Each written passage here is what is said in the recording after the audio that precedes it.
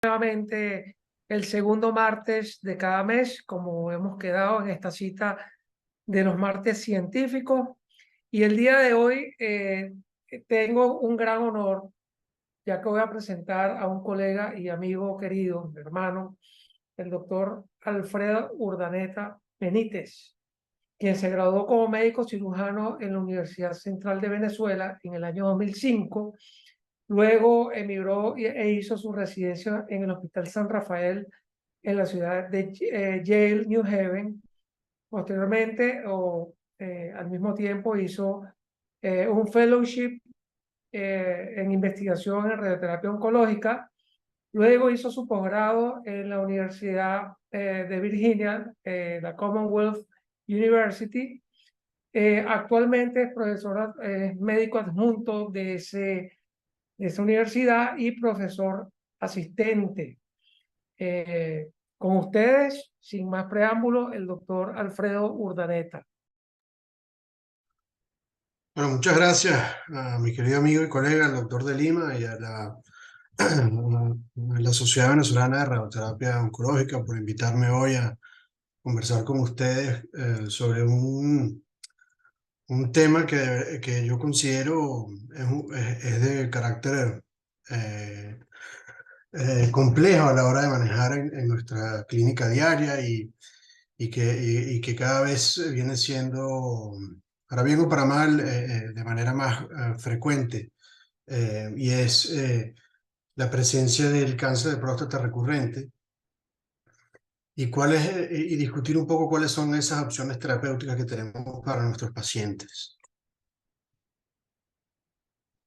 Bueno, primero que nada, para hablar un poco sobre la agenda de hoy, vamos primero a definir qué es recurrencia del cáncer de próstata a través de sus distintas formas iniciales de tratamiento, cuál va a ser la evaluación clínica de ese paciente, y luego, basado en los escenarios de tratamiento principal, qué opciones terapéuticas tenemos, si es basada en una prostatectomía inicial o tratamiento radiante inicial, asumiendo que son enfermedades de residuo bioquímica solamente o locorregional, y qué opciones tenemos cuando la enfermedad es a distancia.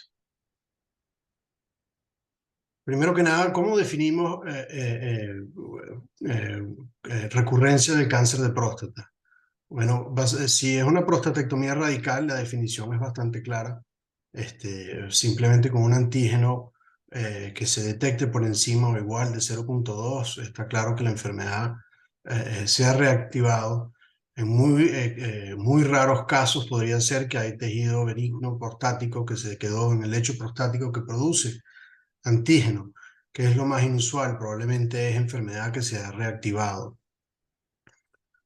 Siguiendo un tratamiento radioterapéutico, la definición que más se ha aceptado es la de 2 puntos por encima del nadir, que viene siendo la disminución averaje del antígeno prostático seguido del tratamiento radiante, que por lo general sucede en los primeros 12 a 18 meses.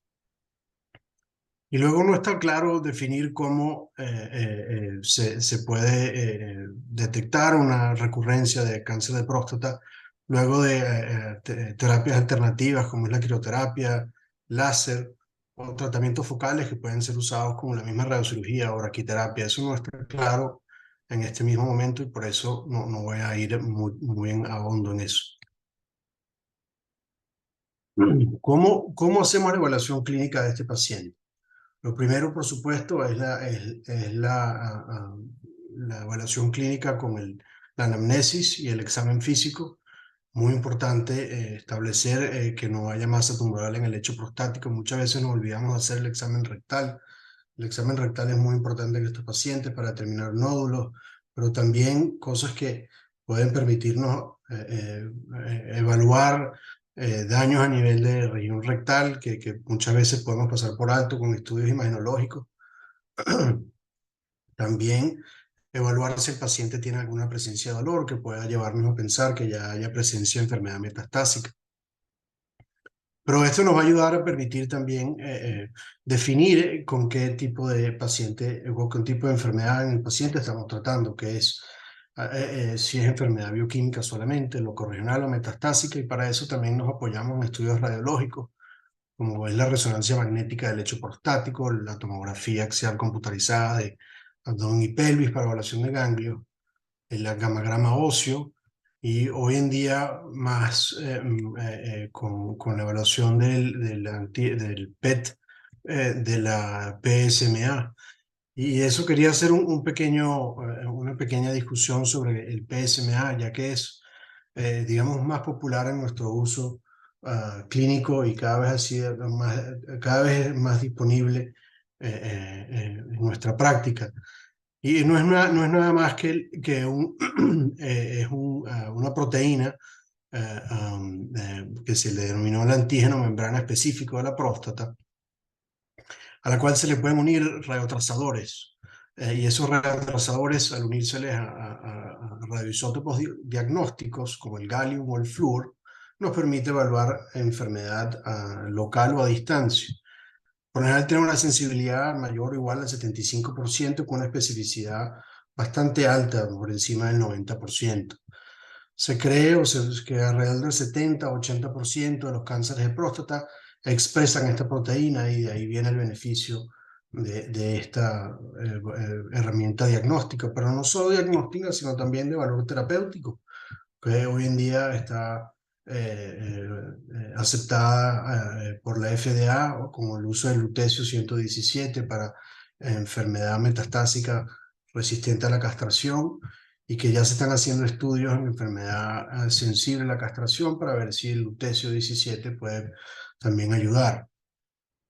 Pero yo quería hacer una acotación sobre esta herramienta, porque cada vez veo más el uso de esta herramienta como definición absoluta de con qué tipo de enfermedad estamos tratando.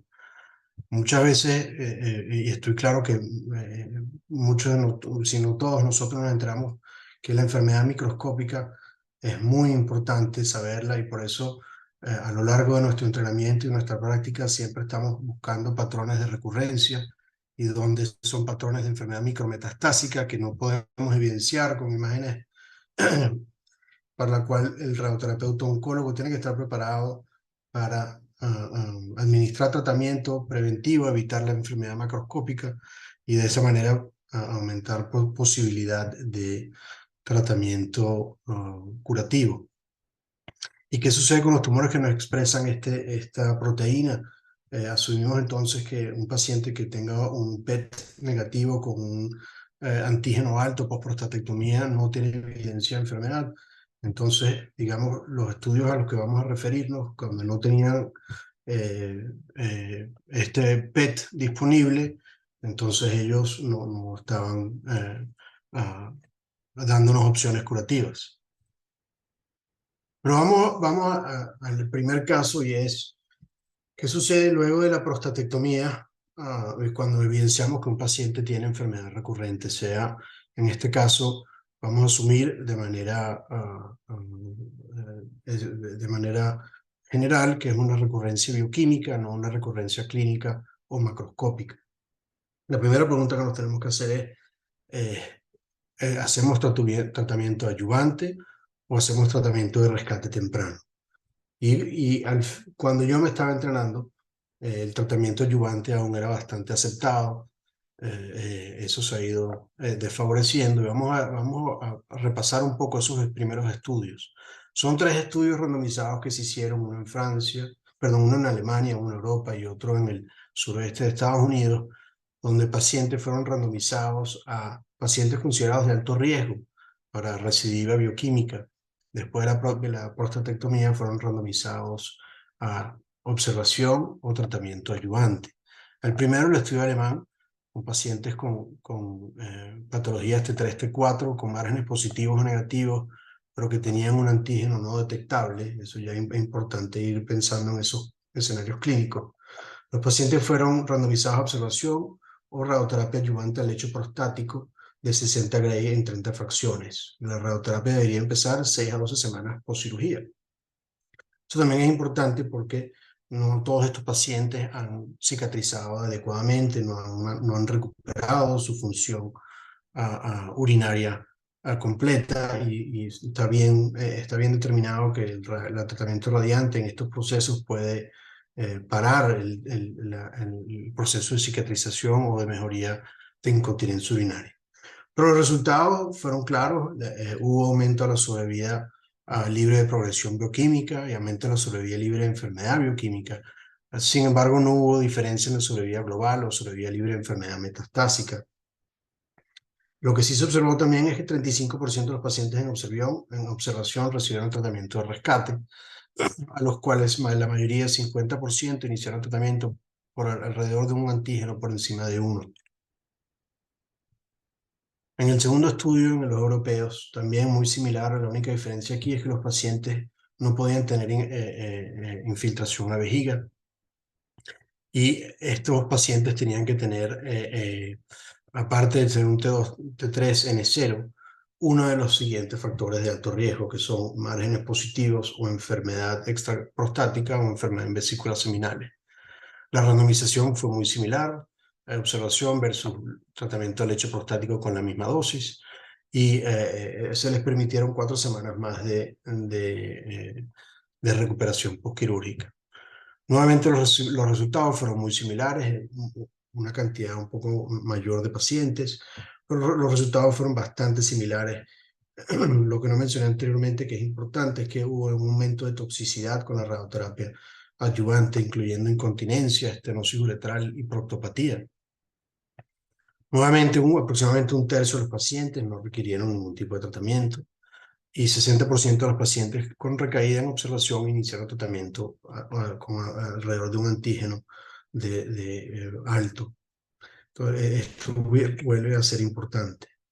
En el estudio que creo que esto fue lo que definió bastante el tratamiento adyuvante por cierto tiempo y que todavía tiene algún tipo de cabida, estos pacientes con muy similares al estudio europeo, ellos con un número un poco más bajo de pacientes sí observaron una sobrevida global mayor a 10 años, aproximadamente el 10%, que fue estadísticamente significativa. Una de las críticas más altas es que el 40% de los pacientes que iniciaron tratamiento, que estaban en la observación, fue una vez que fue evidenciada enfermedad clínica, que ya sabemos que esto ya es un proceso aún más avanzado de que ya el potencial vislumbre de curación se ha pasado. Pero basado en esto, tratamiento adyuvante era bastante aceptado. Y esto es un pequeño organigrama para entender que sí, el tratamiento adyuvante definitivamente ayuda a disminuir la recurrencia del antígeno prostático o el control bioquímico de la enfermedad sin ofrecer mayor beneficio o el beneficio sobre la enfermedad metastásica o la enfermedad global. Sobrevida global no es clara. Uno de los 3 estudios solamente resultó para sobrevida global. Lo que yo saco de esto es que más o casi un tercio de los pacientes nunca recayeron, lo que significa que estos pacientes nunca necesitaron ningún tipo de tratamiento en primera instancia. Casi 2/3 de los pacientes recibieron radioterapia de rescate sin beneficio en sobrevida global. Entonces la pregunta, como yo lo veo, una conclusión de esta primera fase fue que sí, el tratamiento adyuvante en alto riesgo reduce la tasa de recurrencia, pero no hay mayor beneficio en la mortalidad o enfermedad metastásica, o al menos no está claro. Y esto viene a costo del aumento de la toxicidad. Entonces el planteamiento que se hicieron los investigadores fue: ¿qué pasa si ofrecemos tratamiento de rescate temprano con un antígeno bajo? Podríamos entonces de esa manera evitar la adyuvancia.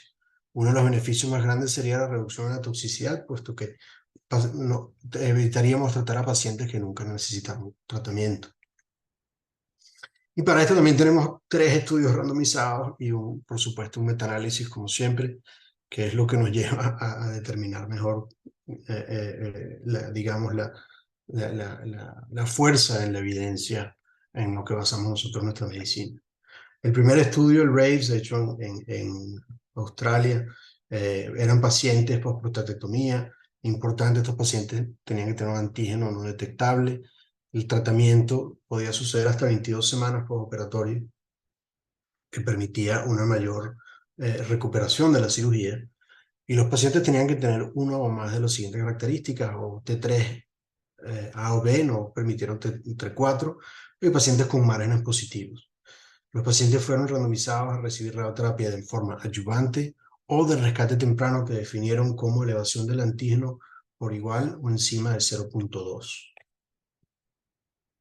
Este estudio fue cerrado temprano, cuando se dieron cuenta que después de 6 años de estar abierto y de tener más de 300 pacientes reclutados, solo 17 pacientes tuvieron progresión bioquímica de 113, lo que estimó que tomaría más de 18 años poder tener el poder de 80% de no inferioridad entre ambos brazos.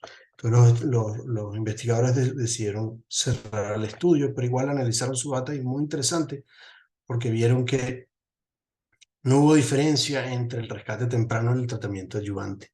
Una de las observaciones importantes es que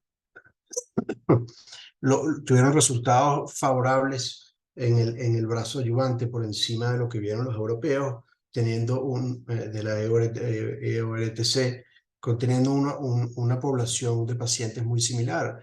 Ellos observaron un 86% de control en el brazo adyuvante versus 72% en los europeos. Una de las cosas que ellos analizan es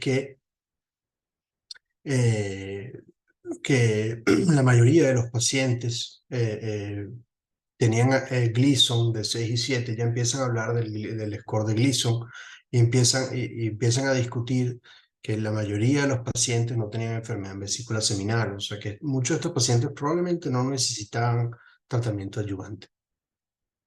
Y también que todos los pacientes empezaron con un antígeno no detectable. Sí notaron que la toxicidad genitourinaria fue mayor en el tratamiento adyuvante, pero importante es que 50% de los pacientes en el brazo de observación no requirieron de radioterapia. O sea que estos pacientes a 8 años, 50% nunca requirieron de tratamiento post-prostatectomía. Luego está el estudio del Radicals, del grupo Radicals. Este es un estudio muy similar. Unas pequeñas diferencias es que ellos sí permitieron un Gleason de hasta 10. Pacientes necesitaban tener un antígeno bastante alto, mayor o igual por encima de 10 antes de la prostatectomía, pero igual tenían que tener un antígeno menor o igual a 0.2 a 4 a 6 semanas después de su cirugía. Y también fueron randomizados a un tratamiento adyuvante o de rescate temprano, que ellos definieron como 2 elevaciones consecutivas por encima del 0.1 o 3 elevaciones consecutivas de cualquier valor.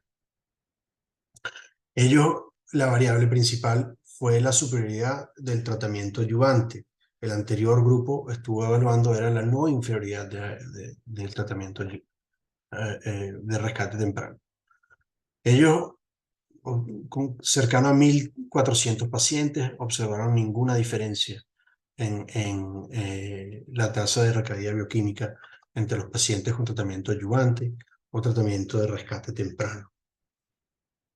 Lo que sí observaron es que el año 1, el nivel de incontinencia urinaria y incontinencia fecal, que es la puntuación BICI, fue estadísticamente significativa en el brazo adyuvante. Aunque esto no se vio al año 5, probablemente porque pacientes fueron tratados en el brazo de rescate temprano. Y luego está el estudio del HET-UG, este 17, el grupo francés. Esto muy similar en características. La única diferencia es que estos pacientes fueron randomizados a hormonoterapia, incluida en la radioterapia. Y que la mayoría de los pacientes fueron tratados con intensidad modulada, cerca del 70%. El tratamiento de ganglios pélvicos también ocurrió en cercano al 25%. Y la hormonoterapia fue basada en goserelina. Lo que ellos encontraron es que no hubo ninguna diferencia en la sobrevida libre de enfermedad o sobrevida global entre el tratamiento de rescate temprano o adyuvante, pero sí un aumento de la toxicidad genitourinaria y disfunción eréctil en el brazo adyuvante. 54% de los pacientes en rescate temprano recibieron tratamiento, lo que significa que aproximadamente 50% de los pacientes nunca necesitaron de tratamiento.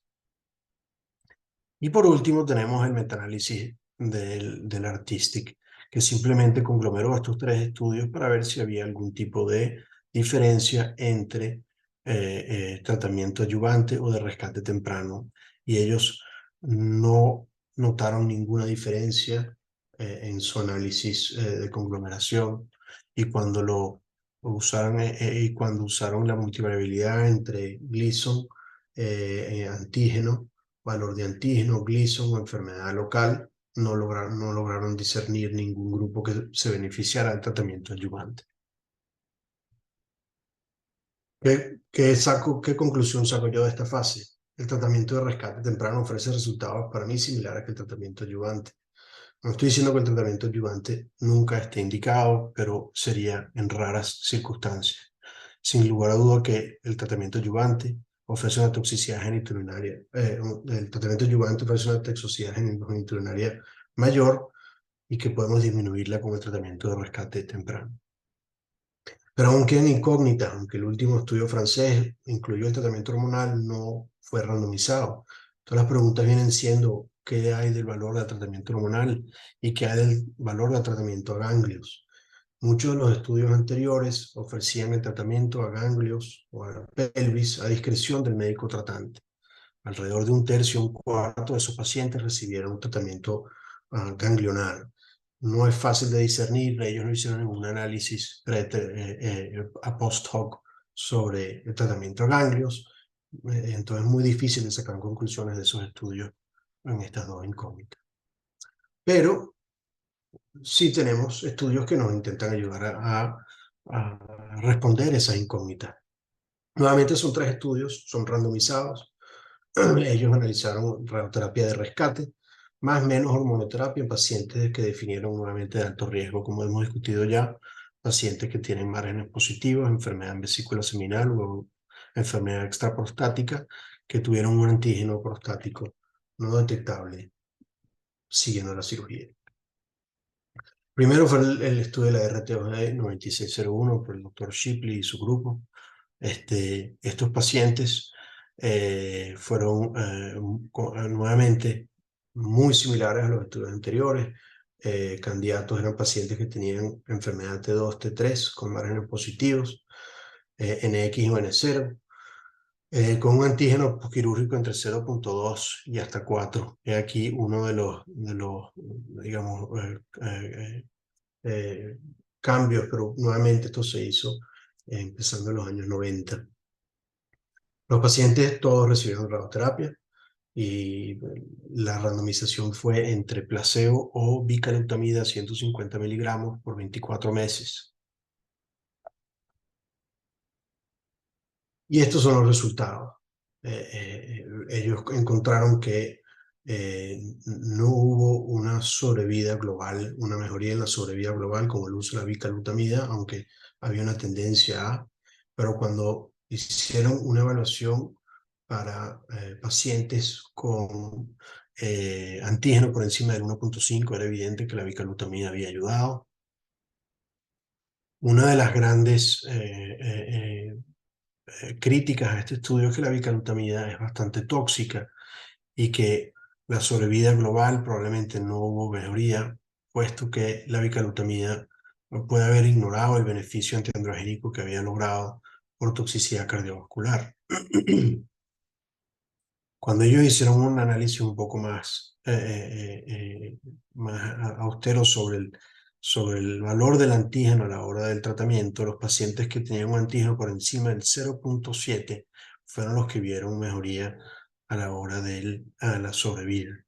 Entonces, las conclusiones que sacaron ellos es que cualquier paciente que va a terapia de rescate con un antígeno por encima del 0.7 mayor debería considerarse tratamiento antiandrogénico.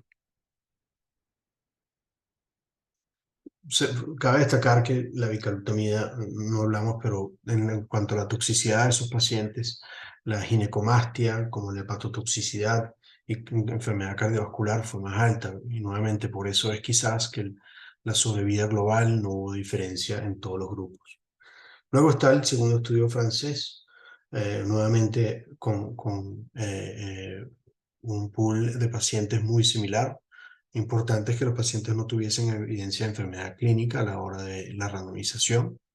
Y los pacientes fueron randomizados, hubo a radioterapia, nuevamente al lecho prostático, y a observación o gozarolina 6 meses. Nuevamente, el tratamiento de la pelvis es a discreción del médico, y el antígeno prostático debería ser de al menos 0,1 con cirugía, por lo menos por 6 meses. O sea, estos no son tratamientos de rescate temprano. Y lo que ellos observaron es que hubo una mejoría de la sobrevida libre de enfermedad y libre de metástasis, pero sin mejoría en sobrevida global. Ellos sacan la conclusión de que el número necesario para tratar, para prevenir un evento es de aproximadamente 14 pacientes para prevenir un evento metastásico. O sea que pocos estudios sacan esa conclusión y a veces perdemos esa perspectiva de cuántos pacientes tenemos que tratar para ver un beneficio. Porque la terapia antiandrogénica no es libre de efectos secundarios, como bien sabemos. Pero una de las cosas importantes a destacar de este estudio es que los pacientes con enfermedades, digamos, de mayor alto riesgo, que sería como enfermedad de vesícula seminal o Gleason 8, 9 o 10, forman parte del pool minoritario. Pacientes con enfermedad de vesícula seminal representó solamente el 13% y pacientes con Gleason 8 representó cercano al 14%. Entonces, una minoría de los pacientes que yo consideraría son de mayor riesgo no están representados en este estudio. Sin embargo, se nota que hay mejoría en la sobrevida libre de enfermedad y de metástasis. Nuevamente, cuando hicieron su análisis por diferentes variables, no encontraron ningún grupo que se mejorara o que viera mayor beneficio que otro. Y luego está el segundo estudio de la RTOG, un estudio un poco más elaborado y un poco más complicado a la hora de discernir, va a tener sus críticas. Nuevamente, el pool de pacientes es extremadamente similar al anterior. Igual no permitieron Gleason 10, todo por debajo del Gleason 10. Sí tuvieron una gran cantidad de pacientes, cercano a 1.750 pacientes. La media del antígeno a la hora del tratamiento fue de 0,35 con un seguimiento de 8 años.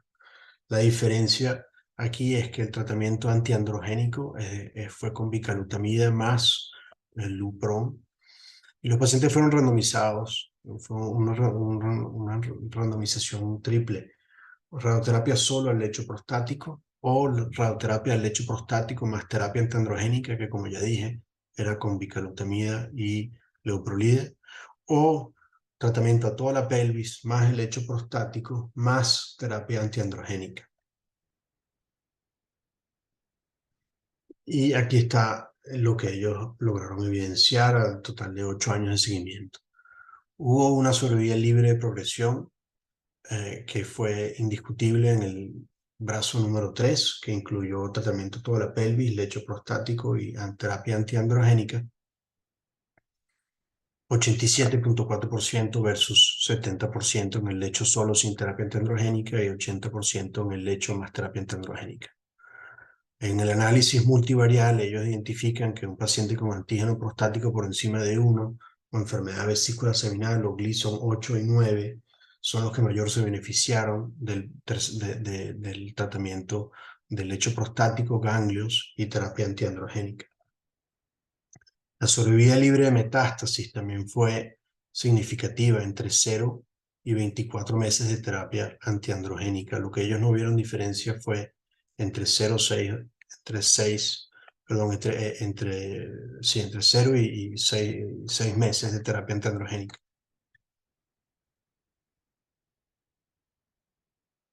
Y nuevamente, aquí vemos la cantidad de pacientes que recibieron terapia antiandrogénica como segunda forma de rescate luego de recaída química o clínica. Lo que quiere decir es que los autores querían buscar qué cantidad de pacientes requirieron tratamiento antihormonal siguiendo la terapia de rescate inicial. Porque esto es importante? Porque muchas veces el tratamiento en esta fase viene siendo tratamiento antihormonal de por vida. Aunque algunos médicos recomienden el tratamiento intermitente, el paciente probablemente nunca va a liberarse del tratamiento antihormonal. Entonces ellos buscaron ver qué cantidad de pacientes recibieron tratamiento antihormonal, y a 8 años casi el 50% de los pacientes que recibieron radioterapia al lecho prostático único recibieron tratamiento antihormonal. Cuando compararon todos los grupos, el grupo 3 sin lugar a dudas salió vencedor en evitar la necesidad de tratamiento antiandrogénico a 8 años. ¿Qué conclusión saco yo de esta fase? Bueno, el tratamiento de rescate temprano en combinación con terapia antiandrogénica en la mayoría de los casos es de beneficio. Yo vería el caso específico de pacientes que empiezan con un antígeno por encima de 0.7 basado en la evidencia, sin lugar a duda por encima de 1, pacientes con Gleason's 8 a 10, pacientes con enfermedad vesícula seminal, ya empiezan a ver beneficios claros de la terapia antiandrogénica. El control bioquímico puede evitar la terapia antiandrogénica de por vida, que yo creo que también es vital, porque como bien sabemos, esa terapia antiandrogénica de por vida es debilitante y disminuye la calidad de vida sin lugar a duda de nuestro paciente. El valor de la irradiación a pelvis parece tener cabida en el tratamiento de rescate. No está claro y no creo que estos estudios nos proporcionan respuestas a qué pacientes específicamente podemos, sin lugar a duda, irradiar la pelvis. Yo les daré mi punto de vista porque yo en la mayoría de los casos incluyo la pelvis cuando trato a los pacientes, pero entiendo que no hay evidencia clara de un lado o del otro. Pero siguen incógnitas en este punto. Uno es qué dosis de radioterapia. La mayoría de los estudios iniciales, por ser tratamientos 2D y 3D, usaron dosis de 60 Gray en 30 fracciones. Más adelante, con mejor planificación tridimensional y el advenimiento de radioterapia de intensidad modulada, subieron la dosis a 66 Gray, y para ese momento habían estudios eh, retrospectivos que decían que aumento de la dosis a 70 Gray podría tener algún tipo de beneficio. Entonces, ¿qué dosis es en verdad la que deberíamos usar en tratamiento de rescate? Segundo, si el tratamiento de ganglios es para todos los pacientes o no, eso no lo tenemos todavía claro. Y el tratamiento hormonal, ¿cuánto tiempo? ¿No? Yo creo que estos estudios tampoco nos permiten a nosotros saber con certeza si es 6 meses, 24 meses o no tratamiento hormonal. Lo que pareciera ser es que 6 meses es suficiente. Y estos son los estudios, digamos, más recientes que nos buscan contestar las preguntas a las incógnitas anteriormente mencionadas. El primer estudio es un estudio suizo que buscó randomizar a pacientes con nuevamente muy similares características clínicas a radioterapia solo al lecho, y randomizaron a 64 Gray en 32 fracciones o 70 Gray en 35 fracciones. Y lo que ellos encontraron es que no hay ningún tipo de beneficio a la dosis de 70 Gray en 35 fracciones. No hay mejoría de la sobrevida libre de progresión bioquímica, no hay mejoría de la sobrevida de progresión clínica, no hay sobrevida libre de hormonoterapia ni sobrevida global. Lo que sí hay es aumento de la toxicidad gastrointestinal tardía, lo que se puede, digamos, saber de antemano que la toxicidad va a ser un poco más alta, sobre todo cuando tratamos a pacientes post-prostatectomía. Entonces yo creo que para mí una dosis, yo creo que 70 Gray no es necesario. No lo traigo a colación aquí, pero hay estudios que dicen que entre 64 y 66 Gray es dosis adecuada. Yo por lo general trato a mis pacientes hasta 66 Gray, al menos que vea que el volumen de vejiga o el volumen de recto o asas intestinales, algunas veces por prostatectomía, caigan al lecho prostático. Entonces consideraría una dosis de 64 Gray y uso este estudio para estar tranquilo de que es suficiente para controlar la enfermedad. Y esto es lo que yo me baso en tratar la mayoría de los pacientes en los ganglios. Como los estudios lamentablemente a mí no me dan los resultados deseados para saber si es o no viable, yo saco mi perspectiva en cuál es la toxicidad de tratar los ganglios versus cuál es el riesgo de enfermedad ganglionar recurrente post radioterapia de rescate al lecho prostático. Estos son dos estudios prospectivos, uno de la Clínica Mayo y otro de Francia, donde pacientes que recibieron prostatectomía y luego recibieron radioterapia de rescate al lecho prostático sufrieron una segunda recaída tumoral. En el estudio de la izquierda, los pacientes fueron evaluados con tomografía PET usando colina, y en el de la derecha usaron el antígeno PSMA. Lo que se evidencia en la gráfica izquierda es que la mayoría de las recidivas ganglionares son o estuvieron fuera del campo de tratamiento. Aproximadamente un 60% de las recidivas ganglionares hubiesen estado en el campo de tratamiento ganglionar, que más adelante vamos a definir. Cuando vemos en el estudio francés, enfermedad local o locorregional versus enfermedad metastásica fue muy similar, pero cuando vemos en la cantidad de enfermedad locorregional en pacientes que solo recibieron lecho prostático, es una cantidad importante de residuos locales. La pregunta siempre ha sido si 4.500 o 5.000 centigrade es suficiente para evitar la enfermedad micrometastásica o para curar la enfermedad micrometastásica. Yo creo que sí lo es. Nuevamente los estudios, no tenemos estudios randomizados que lo digan, pero sobre todo sí lo es cuando añadimos la terapia antiandrogénica.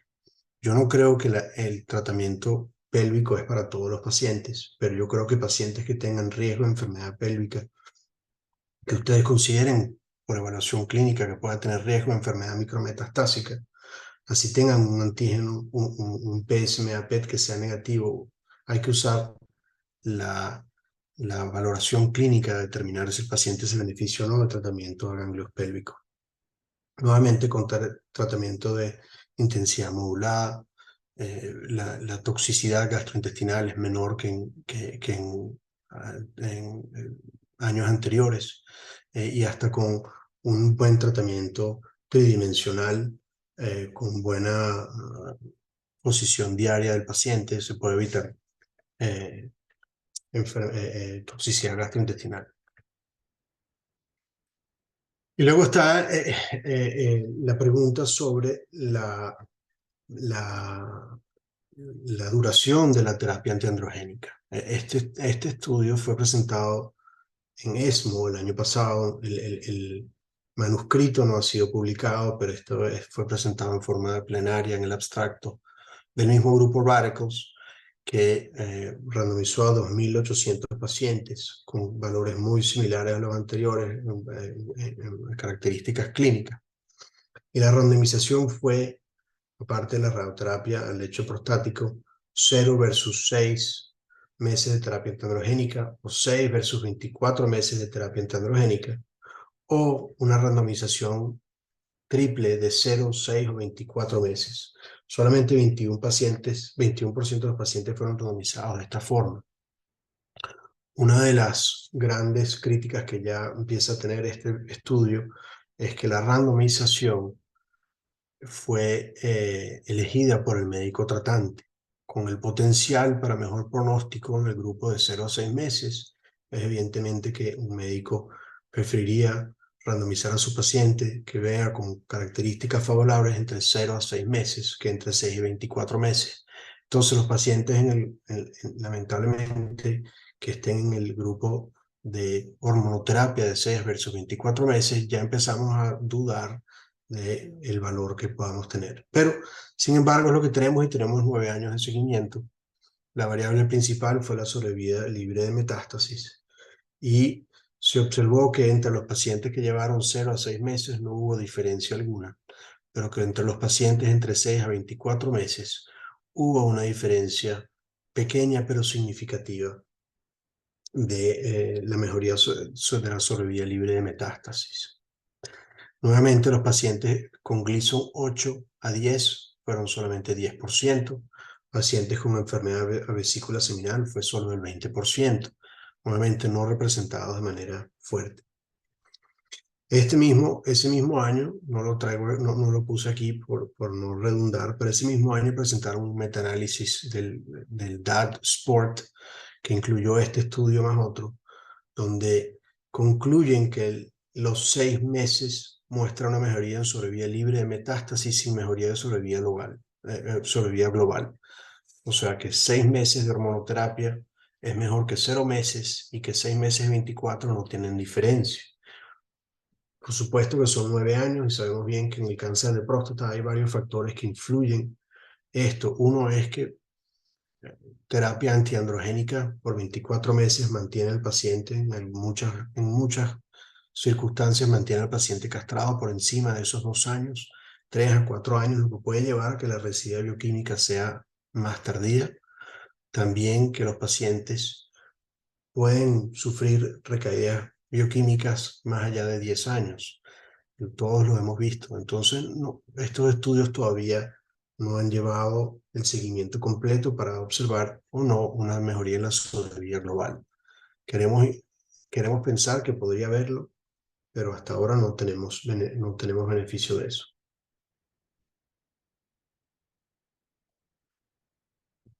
Eso es digamos, el ámbito en pacientes que sufren una recaída bioquímica siguiendo una prostatectomía.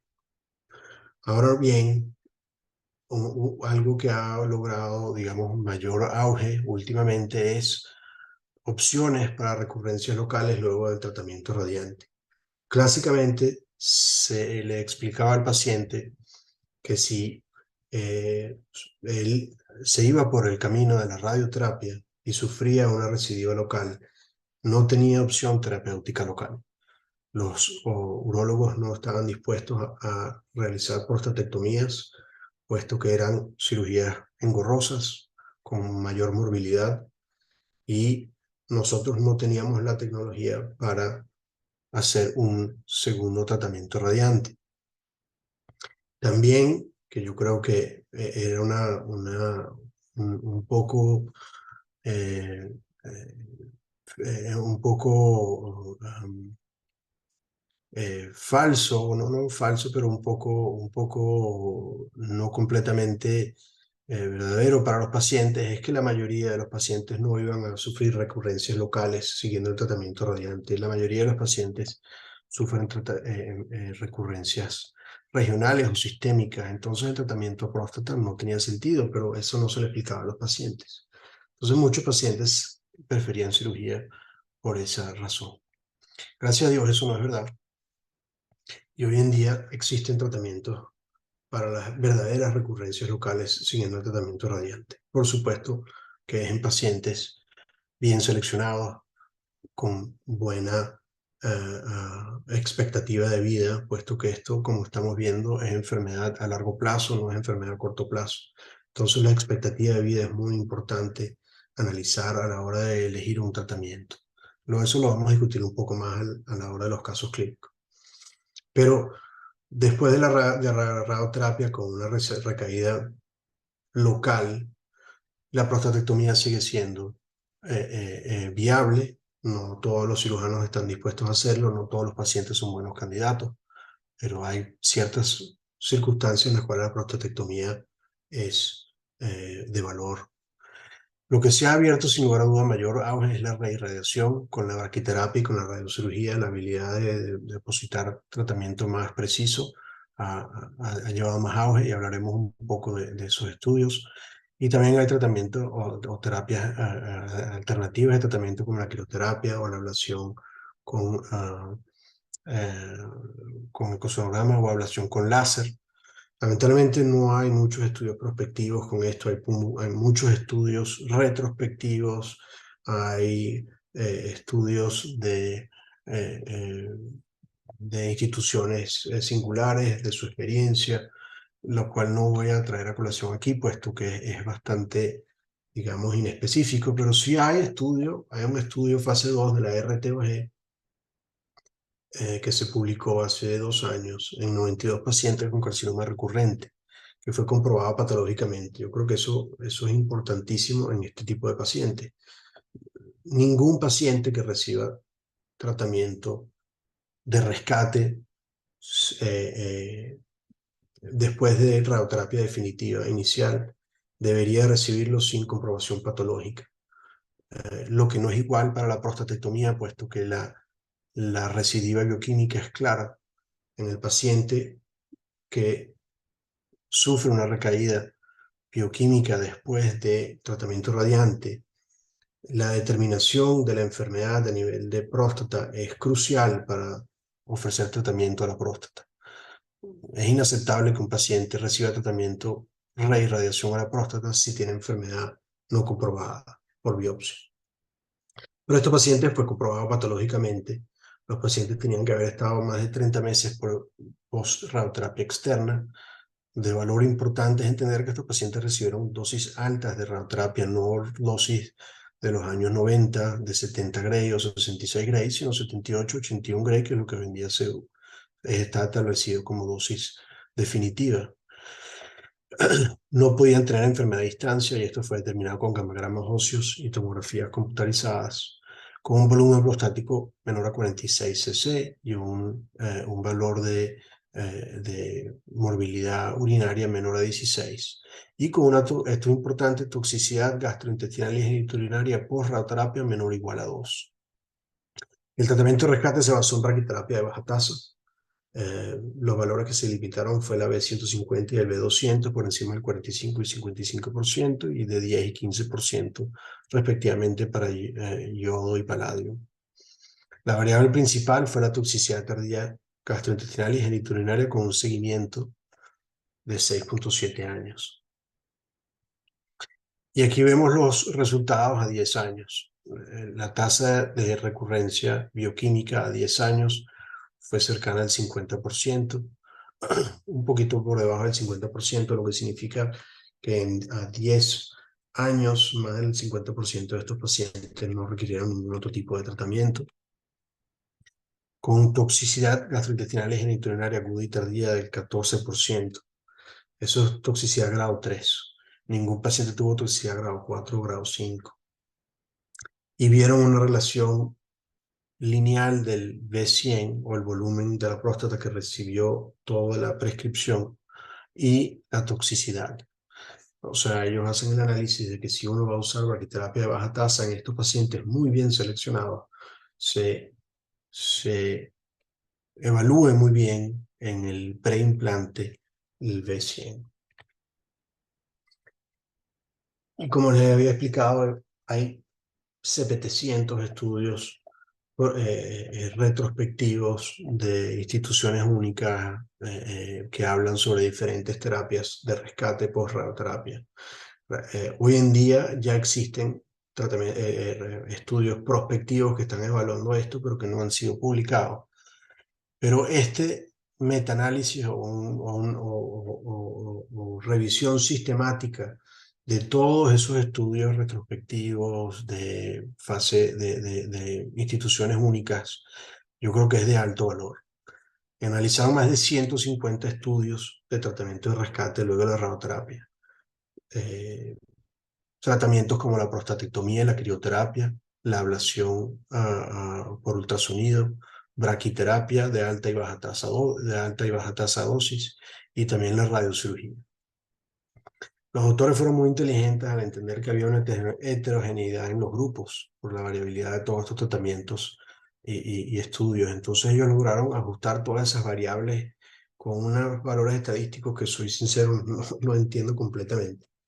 pero sí conozco a varios de los autores y sé que son personas muy competentes a la hora de sus estudios estadísticos. Lo que ellos consiguieron es que, como muestra el estudio de la RTOG, una sobrevida libre de recurrencia ajustada a los 5 años es más o menos 50 al 60%. Fue inferior con crioterapia, un poco más alta con barquiterapia, de alta tasa y radiocirugía. Esa diferencia, de hecho, fue significativa. Los autores dicen que la braquiterapia de alta tasa y la radiocirugía vienen siendo los más efectivos para la sobrevida libre de recaída a 5 años. No encontraron diferencia entre cualquier modalidad y la prostatectomía radical. Lo que sí evaluaron es la toxicidad genitourinaria y gastrointestinal, donde fue fue significativa la toxicidad gastro o genitourinaria en los pacientes con prostatectomía, comparado a los pacientes con barquiterapia de alta y baja tasa o radiocirugía, que fue por debajo del 10%. Esta toxicidad severa es grado 3, nuevamente. La toxicidad gastrointestinal fue menor con la braquiterapia de alta tasa comparada con la prostatectomía radical y fue significativa comparada con los otros grupos. Entonces ellos concluyen que los tratamientos radioterapéuticos, son quizás los más efectivos a la hora de, re- de rescate post-radioterapia definitiva, que por supuesto tienen que ser pacientes muy bien seleccionados donde la patología, donde la evidencia de enfermedad es patológica, y que la braquiterapia de alta tasa y la radiocirugía son probablemente las dos mejores formas de tratamiento. Aquí es la tabla donde ellos analizan sus valoraciones y vemos cómo la radiocirugía en toxicidad severa genitourinaria y al final, en la parte baja de la tabla y la parte más inferior, vemos como la braquiterapia de alta tasa para toxicidad genitourinaria y gastrointestinal severa fue menor significativa.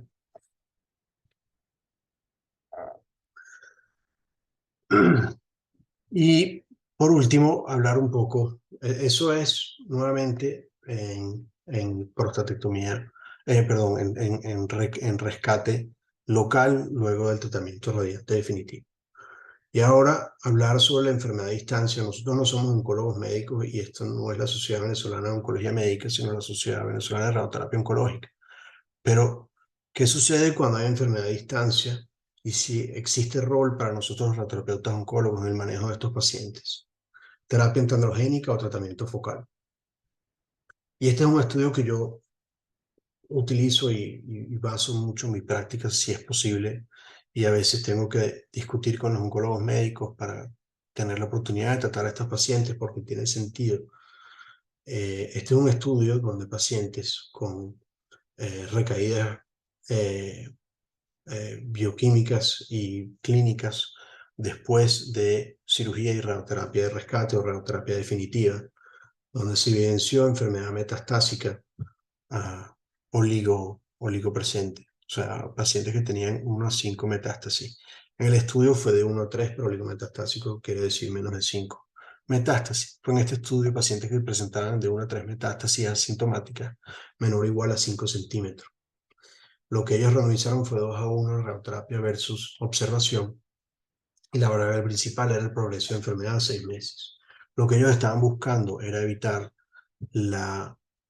el uso de la hormonoterapia o dilatar el uso de la hormonoterapia en estos pacientes, puesto que sabemos la toxicidad que esto puede presentar y, como bien sabemos, la toxicidad de la radiocirugía en estas lesiones es bastante baja. Y lo que consiguieron fue que a 2 años la radiocirugía a estas lesiones logró dilatar el uso de la hormonoterapia de manera significativa. Ellos hacen la calculación de que después en análisis post-hoc que los pacientes con PET de PSMA, a los cuales todas las lesiones positivas fueron tratadas, obtuvieron la mayor diferencia absoluta. Entonces hacen la recomendación de que pacientes sean tratados, si se va a usar esta técnica de tratamiento o opción terapéutica, que se traten todas las lesiones positivas en el PET scan. Yo lo he usado en mi clínica y en mi práctica, pero es importante, yo creo que una de las conclusiones aún mayores es esta gráfica donde ellos analizan la genética del cáncer del paciente y buscan mutaciones que confieran alto o bajo riesgo. Y ellos evidencian que pacientes que tienen mutaciones que no llevan a alto riesgo son los pacientes que se benefician aún más de este tipo de tratamiento. Como vemos en la gráfica inferior izquierda, los pacientes que no presentaban esas mutaciones, ninguno de esos pacientes había recaído, versus a los 6 meses, más del 60% de pacientes ya había empezado tratamiento sistémico. Cuando vemos en la inferior derecha, con pacientes que presentaban mutaciones de alto riesgo, no hubo mayor diferencia entre esta terapéutica y evitar el tratamiento antiandrogénico. Es quizás en estos pacientes donde el tratamiento sistémico debe ser más intensificado.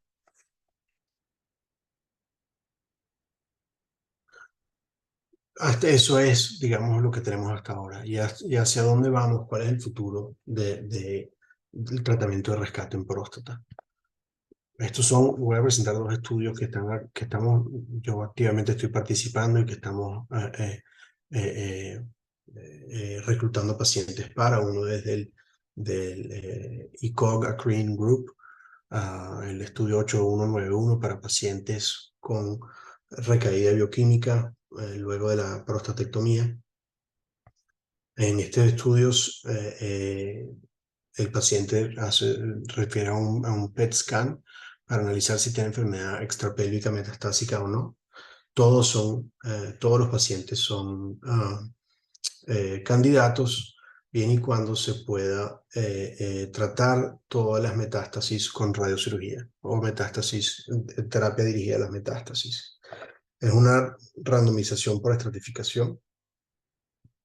Pacientes que no tienen evidencia de enfermedad metastásica son randomizados a terapia, a lo que se denomina estandarizada, al lecho prostático más toda la pelvis. Creo que es importante aludir que los estudios que voy a presentar todos requieren pacientes de tratamiento toda la pelvis, pero es tratamiento del lecho prostático más toda la pelvis, más hormonoterapia de 6 meses. Eso es lo que consideran terapia estandarizada para este tipo de pacientes. Pacientes que no tengan enfermedad de distancia son randomizados a terapia antiandrogénica con agonistas de la GnRH o intensificación de esa hormonoterapia, incluyendo apalutamida. Los pacientes que tienen enfermedad metastásica son randomizados al tercer brazo, que es ya la terapia antiandrogénica intensificada, que es con apalutamida y GnRH agonistas, o tratamiento hormonal intensificado más tratamiento dirigido a las metástasis. La expectativa es que se recluten 850 pacientes, de los cuales ya llevamos 386. Y el segundo estudio es el de la NRG-GU008, en el cual estos son pacientes que se evidencia que tienen ganglios positivos a la hora de la cirugía.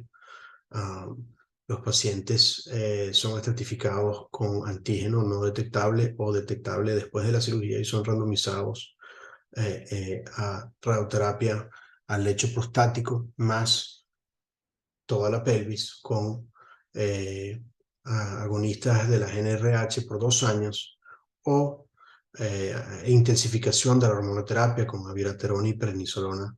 Ese brazo cerró y solamente la palutamida quedó. O sea que solamente la radioterapia más el GnRH agonista-antagonista más la palutamida por 2 años, que sería la intensificación de ese brazo. Ya vamos viendo cómo los nuevos estudios randomizados están empezando a incluir toda la pelvis. Nuevamente estos son pacientes con alto riesgo de recaída. Y para concluir, yo quería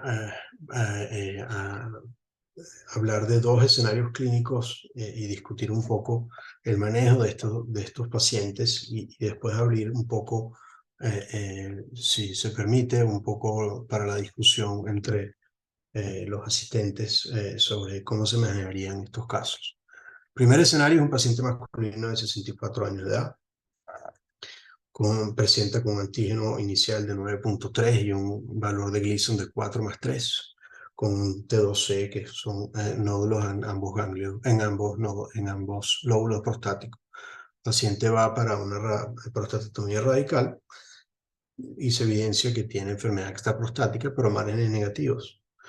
No se hace, no se le hace disección ganglionar y el Gleason definitivo es 4 más 3, no cambia, y su antígeno postoperatorio es menor a 0.1. Estos casos, por lo general, los urólogos hoy en día no los refieren, y el urólogo que los refería el radioterapeuta y el radioterapeuta trataba al paciente, probablemente no vuelva a ser referido por el urólogo, porque este paciente tiene dos opciones: terapia adyuvante, como bien vimos, o seguimiento cercano con rescate temprano. Y yo creo que la respuesta correcta en este caso particular es seguimiento cercano con rescate temprano. ¿Por qué? Varias cosas. Uno, el paciente es joven, tiene buenos valoraciones patológicas, excepto que tiene enfermedad extraprostática, no tiene márgenes negativos, no tiene enfermedad vesícula seminal, el Gleason es 7, y lo más importante es que el antígeno postoperatorio es no detectable. Como bien dijimos, un tercio de estos pacientes o más no va a requerir nunca tratamiento. Vamos a evitar una toxicidad en este paciente, y sabemos que si lo monitoreamos de cerca, a la primera instancia de recaída bioquímica, tratar al paciente no va a causarle mayor eh, eh, pérdida de chance de curación. Pero bueno, el paciente decide seguirse en seguimiento cercano, y estos son los valores de antígeno posteriores a 9 meses. El antígeno se hace detectable, 3 meses después se vuelve a ser detectable y se mantiene estable. A los 15 meses sube a 0.2, se repite el antígeno al mes siguiente y se mantiene en 0.2. Se hace una evaluación clínica negativa, el paciente está completamente asintomático, incluyendo el examen rectal. Se hace valoración imagenológica y no se evidencia enfermedad metastásica, y se decide tratar al paciente con tratamiento de rescate. Y aquí vienen las dudas: ¿hacemos tratamiento al lecho prostático o a toda la pelvis? ¿O hacemos tratamiento y a eso le agregamos terapia antiandrogénica o no? En mi perspectiva, yo analizaría dos cosas para incluir toda la pelvis. Uno sería la tasa de duplicación del antígeno, que es cercano a 6 meses. Aunque a valores muy bajos es difícil de determinar, es importante saber que eso es un valor prognóstico de enfermedad. Segundo, como anteriormente dije, cuando yo veo los patrones de recurrencia o pacientes que se trata solo el lecho, considero altamente tratar la pelvis. Pero tengo factores a considerar que son los valores de paciente, que es el ser humano que tengo enfrente. Y es si tiene, primero que nada, algún tipo de contraindicación para radioterapia más extensa, si tiene algún tipo de historia de colitis irritativa o inflamatoria que predisponga a mayor toxicidad, o si en mi simulación evidencio que las asas intestinales no van a permitir que yo pueda mantener una dosis media y máxima por debajo de la tolerancia a las asas. Entonces, en esos pacientes, sin lugar a duda, no voy a considerar el tratamiento a ganglios. Pero en él yo probablemente trataría toda la pelvis a 4.600 y el lecho prostático a 6.600. La terapia antiandrogénica yo probablemente tendría una discusión corta con el paciente y analizaría qué ve el más importante. Yo creo que la calidad de vida en terapia antiandrogénica es inferior, pero los estudios han mostrado que el control bioquímico tiene beneficio, y que hay pacientes que ven beneficio a largo plazo evitando la terapia antiandrogénica definitiva. Pero yo no estaría del lado, digamos, convencido de que necesita terapia antiandrogénica. Si este paciente tiene 75 años u 80 años, o mismo 64 años, con morbilidades pronunciadas, con enfermedad cardiovascular, diabetes no controlada u otro tipo de enfermedad a la cual yo considere que su expectativa de vida es inferior a los 10 años y sin lugar a duda a los 5 años, la terapia antiandrogénica para mí no tiene valor, porque como bien vimos, esto es resultados a 5 y 10 años.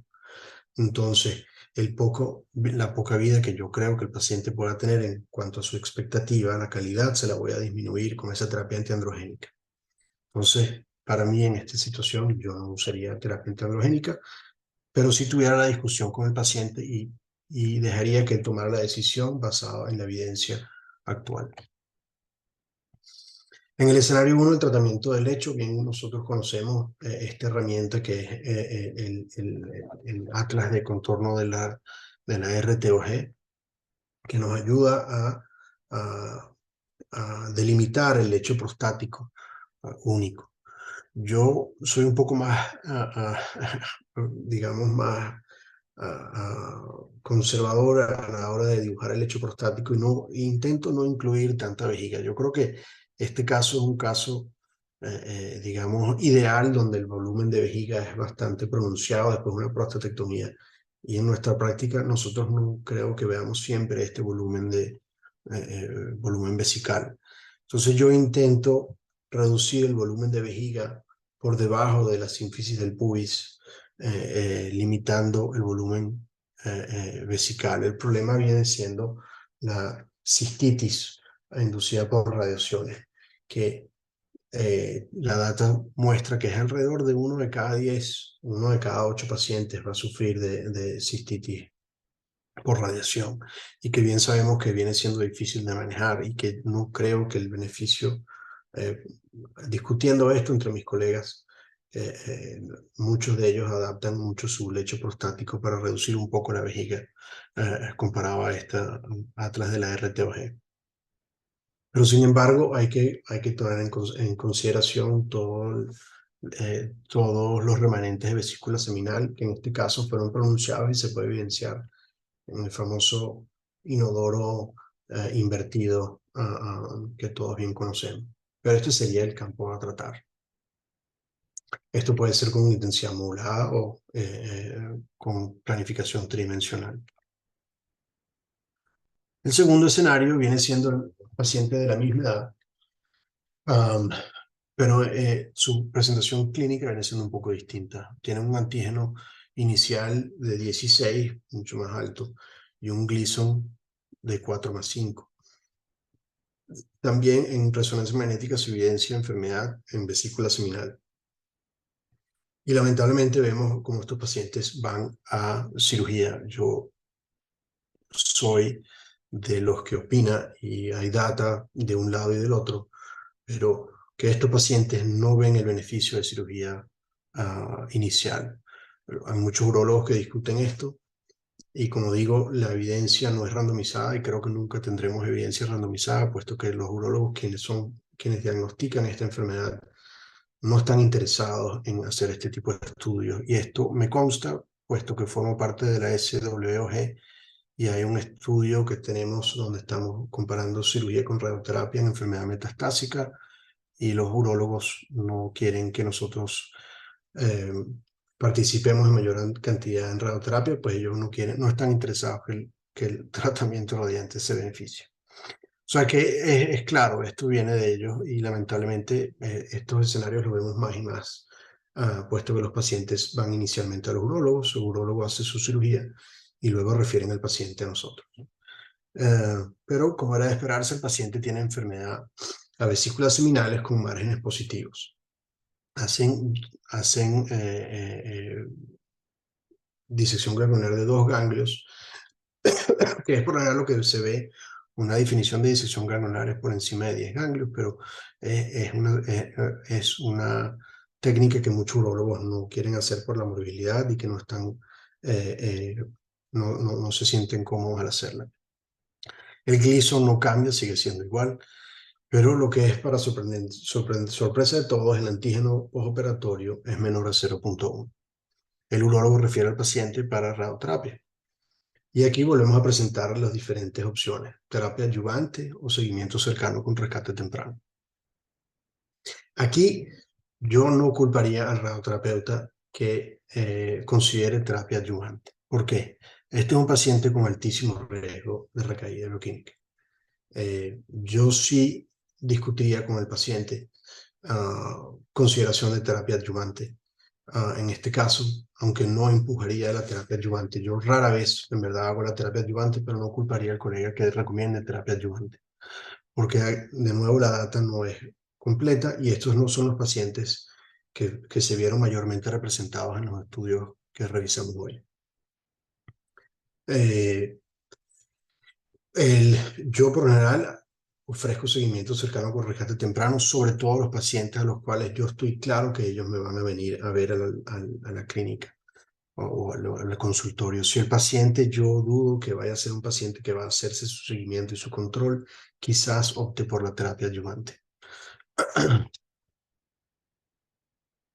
Pero bueno, al paciente se le ofreció y él estuvo de acuerdo en seguimiento cercano y estos son los valores de antígeno subsiguientes. A los 6 meses se va a ser detectable, a los 9 meses 0.2, el paciente no vuelve al control, sino a los 15 meses con un antígeno de 0.6. Se hace una evaluación clínica negativa para síntomas. Una resonancia magnética muestra un nódulo de 5 milímetros a nivel de la anastomosis con restricción de la difusión. Y se le hace un PET-CT que se va a mostrar a continuación. Estas son imágenes representativas de un paciente que actualmente estoy manejando en la clínica y se nota en el campo izquierdo ilíaco interno un ganglio con PSMA positivo con valor de 7.2. Entonces, la pregunta es cómo procederían a tratar a este paciente. Clásicamente, estos pacientes son considerados o eran considerados no de carácter no curativo. Enfermedad ganglionar era considerada no curativa. Existe el famoso estudio de Weyland que solo mantenía a estos pacientes en hormonoterapia de por vida. Lamentablemente no existen, no tenemos hasta ahora los resultados de los dos estudios a los que les comenté, pero si este paciente se presenta en mi clínica, yo voy a discutir con lo que tengo como primera opción, que es radioterapia al lecho prostático y a toda la pelvis, más o menos un boost a ese ganglio, y el boost va a estar determinado por lo que me permita a mí mi técnica de tratamiento y las asas intestinales. Ese ganglio que les acabo de mostrar no está muy cerca de las asas intestinales. Por lo general, ese ganglio yo lo podría llevar a 5500 centigrade sin mayor problema.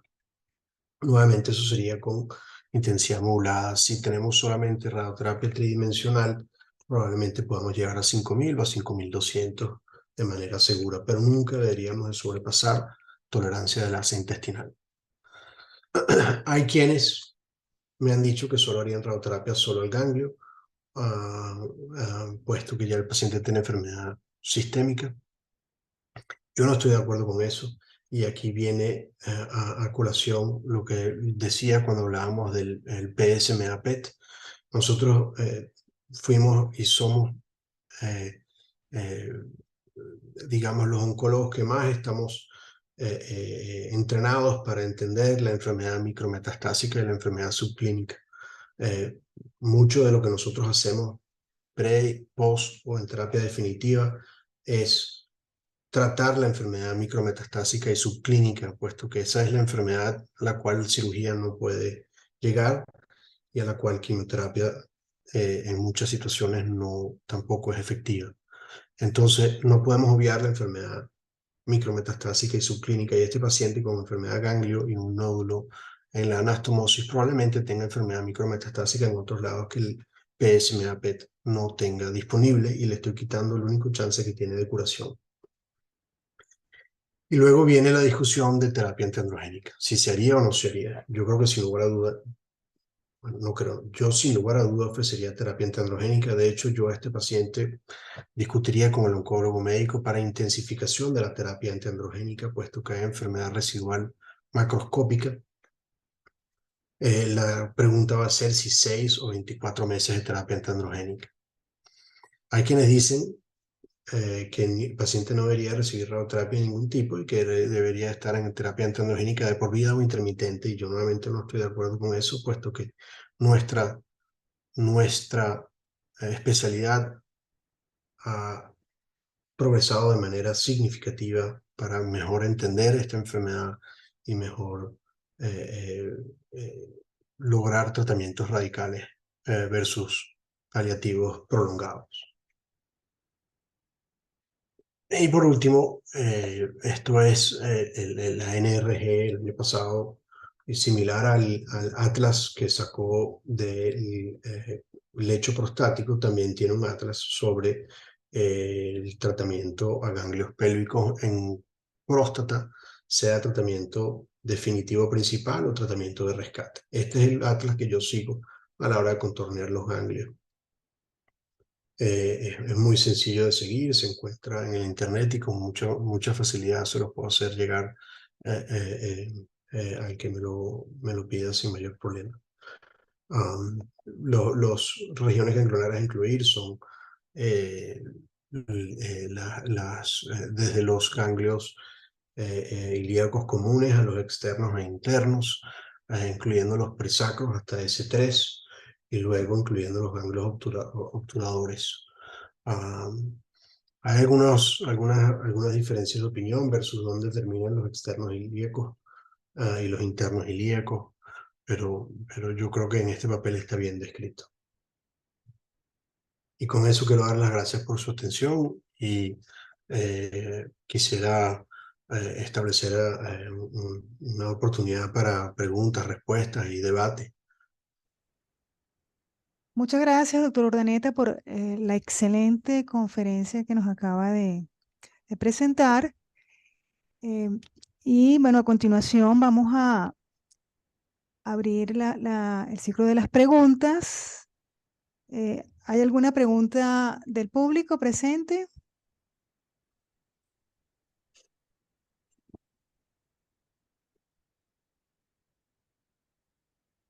¿Ah?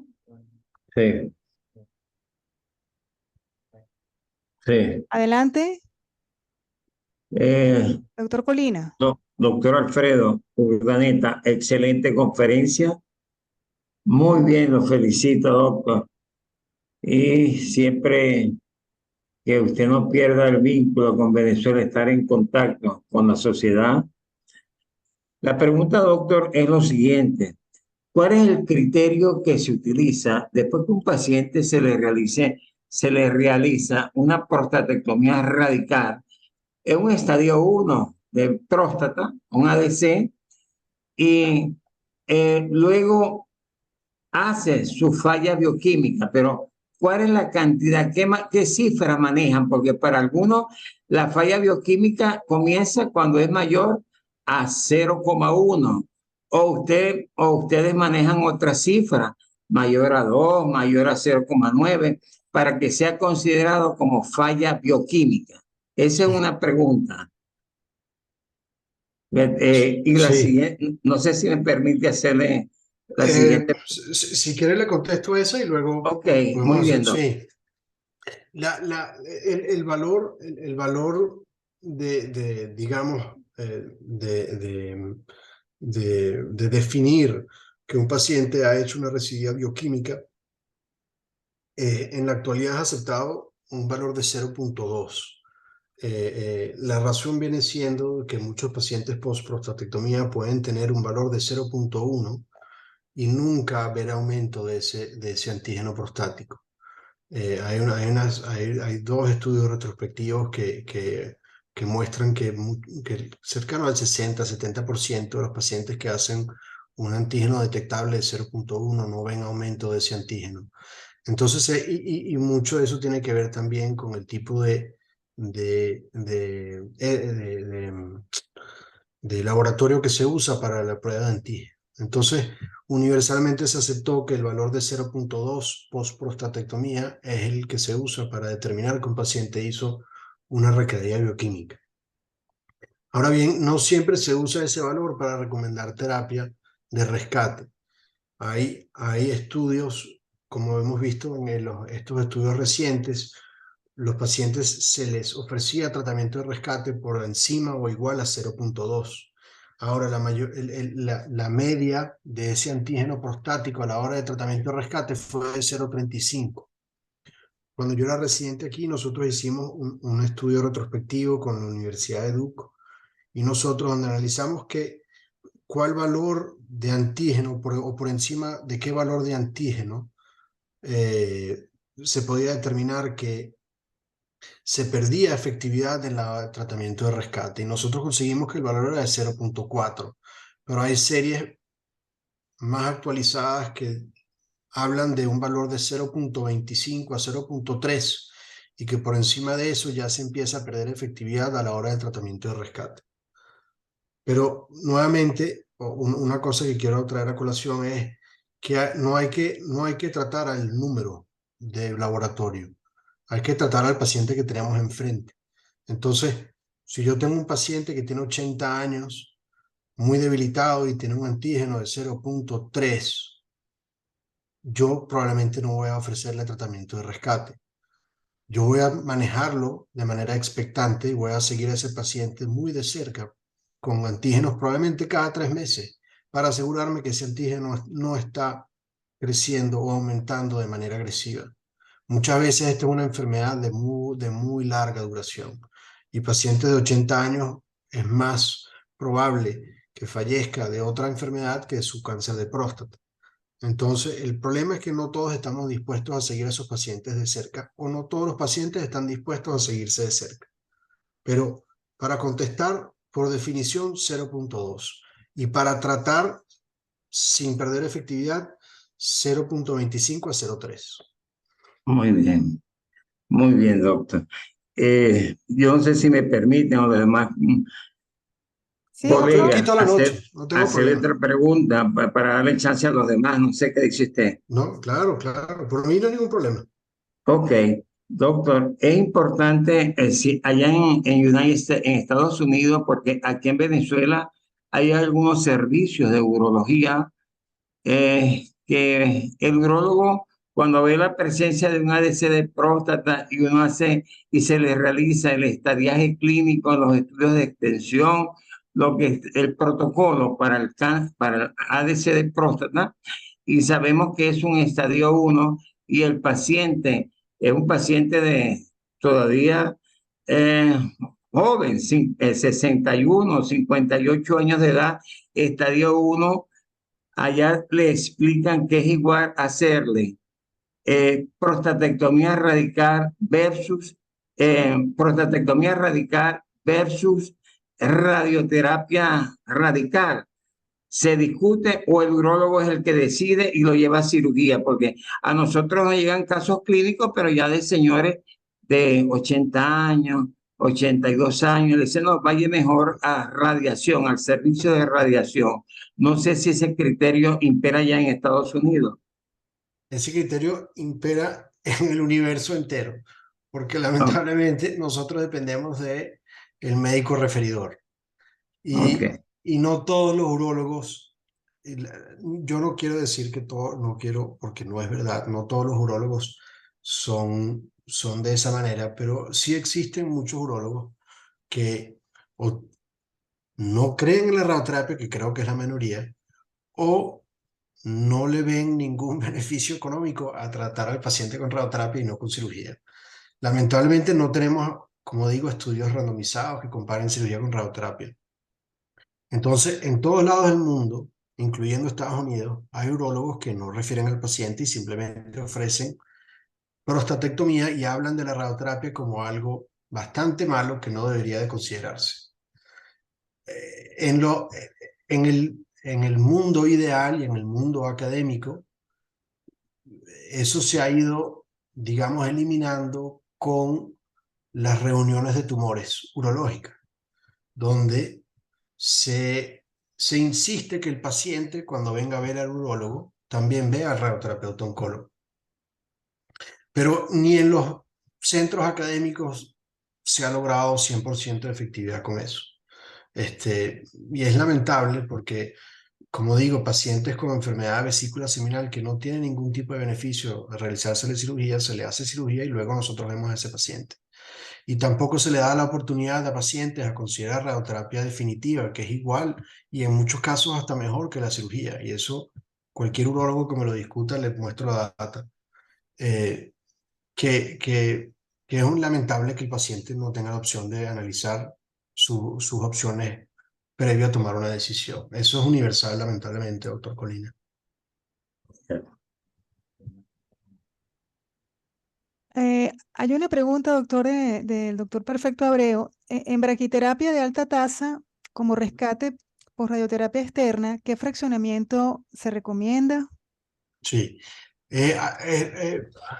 Las dosis son de estudios retrospectivos de alta tasa. Hay estudios que hablan de 4 fracciones, hay estudios que hablan de 6 fracciones, de 6 Gray en 6 fracciones, estudios que hablan de 4 fracciones de 8 Gray. Yo, yo he usado el fraccionamiento de 8, el de 8 Gray por 4 fracciones en la mañana y en la noche, y luego 2 semanas después repetir el implante. Pero creo que la morbilidad era muy alta, yo no me sentía muy cómodo pasando al paciente por eso, y hay un estudio fase 1 que logró determinar que una dosis de 13.5 Gray en 2 fracciones, tratamiento focal, limitando la uretra por debajo de 10 Gray, es efectiva sin toxicidad grado 3, que es lo importante. Entonces, en mi práctica, yo para tratamiento focal, para tratamiento de rescate con braquiterapia de alta tasa uso 13.5 Gray, pero tratamiento focal y limito aún más la uretra y la vejiga y recto. Como dije, a 10 Gray la uretra y la vejiga y el recto a menos del 60% dosis máxima. Ok, excelente. Hay otra pregunta del doctor Benavides. Con SBRT de rescate, ¿qué dosis utilizas? Sí, las dosis de rescate con SBRT son muy similares a las dosis definitivas con tratamiento principal, excepto que la dosis total la bajan por lo general a 6 Gray por 5 fracciones. Nuevamente, idealmente, si se puede identificar la uretra en una resonancia magnética para hacer el registro y limitar la dosis de la uretra por debajo de un valor de 100% de la dosis. Pero 6 por 5 es lo que más han usado en los estudios retrospectivos para rescate. Ok, muy bien. ¿Alguna otra pregunta del público? Fredo, buenas noches, ¿cómo estás? Buenas noches. Hermano, Mario de Lima. Bueno, agradecerte de verdad la tremenda conferencia que nos acabas de dar. Y quería preguntarte, en estos casos de rescate, ya sea con braquiterapia o con SBRT, ¿qué valor le dan ustedes a los estudios de CT-PET, SMA o radioterapia, resonancia magnética multiparamétrica a la hora de eh, definir el GTB de rescate? Tú hablas en post-radioterapia, ¿no? O radioterapia, es correcto. Post-radioterapia, sí. Es de valor imprescindible. Es de valor imprescindible. Como dije anteriormente, yo favorezco la terapia focal a la hora del rescate porque la toxicidad para mí es inaceptable que pacientes estén con grado 3 y grado 4. En la práctica no es lo mismo que vemos en los estudios, puesto que no todo el mundo sigue los lineamientos que se hacen en esos estudios que vemos publicados. Entonces, yo he visto pacientes con toxicidad grado 4 en pacientes que han hecho terapia de rescate y luego vienen a verse conmigo para una tercera opinión y ya es un poco tarde y lamentablemente. De hecho, conozco un caso, un paciente que falleció por toxicidad después de radiocirugía. En un paciente que se vino a ver conmigo y yo no recomendé terapia de rescate porque él ya tenía toxicidad pronunciada en su primer, de su primer tratamiento radiante. Pero la resonancia magnética multiparamétrica y la tomografía y el PET son de valor imprescindible porque yo favorezco el tratamiento focal al nódulo que se ve en la resonancia, el cual yo comprobé patológicamente que está activo con cáncer. La teoría es que la mayoría de esa próstata ya está inactiva por el tratamiento radiante anterior. Y si hay series en las cuales se hizo prostatectomía siguiendo el tratamiento radiante y el foco de cáncer era unifocal en aproximadamente 50-60% de los pacientes. Yo creo que cuando hay un cáncer difuso recurrente en la próstata, esos son los casos en que yo analizo con una lupa para ver si haría tratamiento de rescate o no. Y lo he hecho y gracias a Dios ha salido bien. Eh, en mi experiencia, 50-60% de recaída a los 5 años, que es más o menos lo que muestran ahí. Pero la tomografía, perdón, el PS, el PET scan es crucial para determinar que no haya enfermedad a distancia, porque si hay enfermedad a distancia, el valor del tratamiento de la próstata no existe. Y segundo, como dije, la resonancia multiparamétrica me va a ayudar a mí a tomar la biopsia del foco que voy a definir para tratar con braquiterapia. Perfecto, gracias. Hay una pregunta del doctor Urdaneta. El micrófono. Él tiene el micrófono. Es que tiene el micrófono. Ya lo vamos a.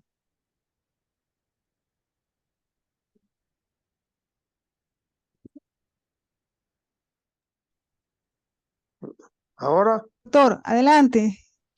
¿se oye? Sí, ¿cómo no? Se oye. Sí, Bueno, perfecto. Alfredo, vale, en primer lugar, vale, te felicito por esa conferencia tan excelente que diste. Una pregunta, nosotros queremos aclarar, ¿vale? ¿En qué caso? Pues tú fuiste el que me enseñaste a mí eso de tratar los ganglios, ¿no? Después de prostatectomía. Sí. ¿Lo tenemos que tratar en todos los ganglios o tú puedes aclarar en todos los casos, Sí. perdón, o tú puedes aclarar en qué caso deberíamos tratarlo, en qué caso se debe excluir, porque como dijiste tú ahí, Eso, pacientes que tengan, por ejemplo, una diverticulitis o que tengan sí, asas metidas en la pelvis abajo. Si puedes aclarar eso, porque nosotros claro, en la actualidad estamos tratando en casi todos los casos estamos tratando los ganglios. En este momento, un paciente que tiene un riñón pélvico, no le estamos tratando los ganglios porque el riñón pélvico está metido abajo. claro, Si puedes aclarar eso, por favor, y gracias. claro. Claro, nuevamente, como presenté anteriormente, los estudios no son randomizados para demostrar que hay valor o no hay valor en el tratamiento de ganglios pélvicos. El estudio de la RTOG, el 05, muestra que el tratamiento de ganglios pélvicos con hormonoterapia fue superior al tratamiento de lecho único. Pero más importante que eso es nuevamente el estudio que muestra de la Clínica Mayo y del Memorial Sloan Kettering, que muestran dónde los pacientes recaen luego de tratamiento del lecho prostático. A raíz de eso, yo favorezco en la mayoría de los pacientes el tratamiento a los ganglios pélvicos. Sin lugar a duda, pacientes que tengan enfermedad de vesículas seminales, Gleason 8, 9 o 10, o un antígeno por encima de 0,5, yo universalmente trato los ganglios, al menos que haya un motivo para que no lo pueda tratar. Porque sí hay una mayor toxicidad gastrointestinal, sobre todo con diarrea y colitis irritativa. Pero en general, yo a todos los pacientes trato los ganglios, en general. No hay paciente al cual yo no trataría el ganglio, al menos que, como dije anteriormente, hay un motivo por el cual no lo pueda tratar. O hay enfermedad irritativa o inflamatoria de las asas intestinales, o hay un riñón pélvico, o el paciente tiene asas intestinales luego de la prostatectomía que caen en el lecho prostático y es de difícil, o mi técnica de tratamiento es limitada y no puedo mantener una dosis por debajo de la tolerancia a las asas intestinales. En esos pacientes yo no trato los ganglios pélvicos. En la inmensa mayoría yo los trato. Y esto es controversial, vuelvo y repito, hay pacientes hay personas que dicen que sí, hay personas que dicen que no. Lo que sí se está viendo en los estudios nuevos es que el tratamiento de ganglios pélvicos está siendo universalmente aceptado, puesto que la randomización ya incluye los ganglios pélvicos en todos los brazos a tratar. Gracias, Alfredo. ¿Hay alguna otra pregunta del público? Ya estamos por terminar. Alfredo, yo te voy a hacer una pregunta. Claro, claro. ¿Cuál es la opción más recomendable cuando se presentan recaídas post-braquiterapia? Ujú. Todo depende, post-braquiterapia, todo depende de la presentación del paciente. Digamos que es una recaída local bien documentada. En esos pacientes lo primero que hay que ver es la expectativa de vida. Eso es lo primero que hay que ver. Si el paciente tiene una expectativa de vida mayor a 10 años, definitivamente hay que empezar a buscar alternativas de rescate. Lo segundo que hay que ver es qué toxicidad tuvo ese paciente de su primer tratamiento radiante, sea braquiterapia o sea radioterapia externa. Si el paciente tuvo una toxicidad limitada, con un score de IPS, un score de morbilidad urinaria por debajo de, yo uso 16, hay estudios que usaron 14, pero por una morbilidad que sea aceptable, donde yo tenga manejo terapéutico posible. Digamos, el paciente no está en tamsulosina y yo tengo esa herramienta en mi haber para tratarle cualquier posibilidad o cualquier, digamos, problema de trastorno urinario por una segunda irradiación, digamos, con un buen foco de enfermedad. Como digo, enfermedad difusa por la próstata, yo estoy más preocupado de enfermedad sistémica que enfermedad local. Y nuevamente, para poner al paciente por un segundo curso de radioterapia, quizás no tiene sentido. Pero después de la braquiterapia, o se puede repetir la braquiterapia o se puede hacer radiocirugía perfectamente en ese paciente que presente esas características adecuadas. Como digo, buena expectativa de vida, con buen morbilidad urinaria y gastrointestinal, por supuesto. Claro. Yo también trato a ese paciente basado, muchas veces el patólogo no nos puede dar un Gleason, pero si uno intenta forzar al patólogo, él te puede dar un Gleason. Y yo intento que me den un Gleason porque yo lo voy a tratar basado también en el Gleason. Por ejemplo, si ese paciente tiene un Gleason 9 de recidiva, yo le voy a dar hormonoterapia 2 años, como lo haría en cualquier paciente que yo haría el tratamiento definitivo inicial. Okay. Si es un Gleason 7, yo entonces considero no la hormonoterapia, una hormonoterapia a corto plazo nada más. Eh, eh, pero o sea, baso también digamos, mi evaluación clínica. El valor del antígeno lamentablemente no es muy de mucha utilidad porque mucha de esa próstata ya está, digamos, no funcional. Claro. Ahora, si tienes un antígeno por encima de 10, pues tienes que tener preocupación de que hay enfermedad a distancia y los estudios son aún más importantes en enfermedad a distancia, pues que no tenga enfermedad a distancia, pero es un paciente que yo trataría con tratamiento antihormonal también.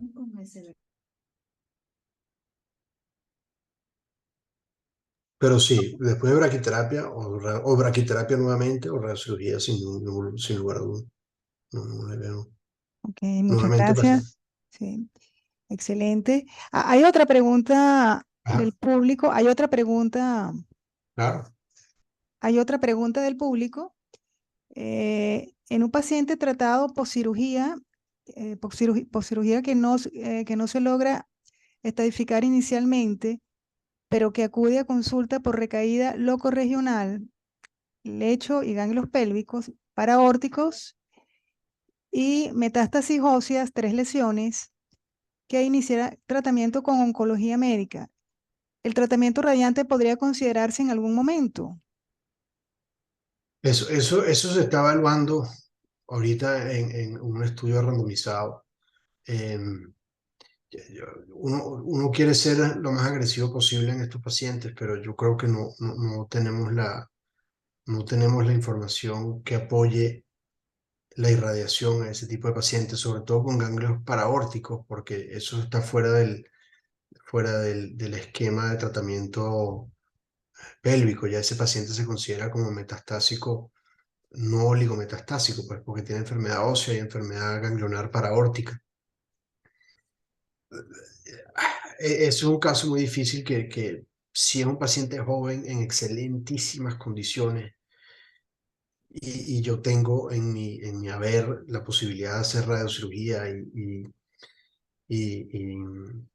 y tratamientos bastante conformados, quizás lo pensaría, pero no sería digamos, lo más ideal, Lo porque más no tenemos recomendable. la información, no tenemos la información para apoyar eso, pues, lamentablemente. Bueno, muchísimas gracias, doctor Urdaneta. Ya estamos por finalizar esta excelente conferencia.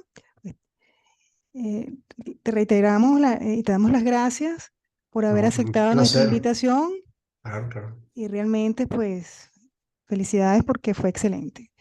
No, muchas gracias, doctora. Gracias por la invitación y siempre a la orden para participar en estos eventos, así sea como, invítenme así sea no como ponente, también como participante, que las discusiones siempre son interesantes. Así será, te tomaremos la palabra, claro que sí. Claro, claro que sí. Bueno, muchísimas gracias a todos por conectarse y bueno, nos vemos en octubre en nuestra próxima conferencia. Buenas noches.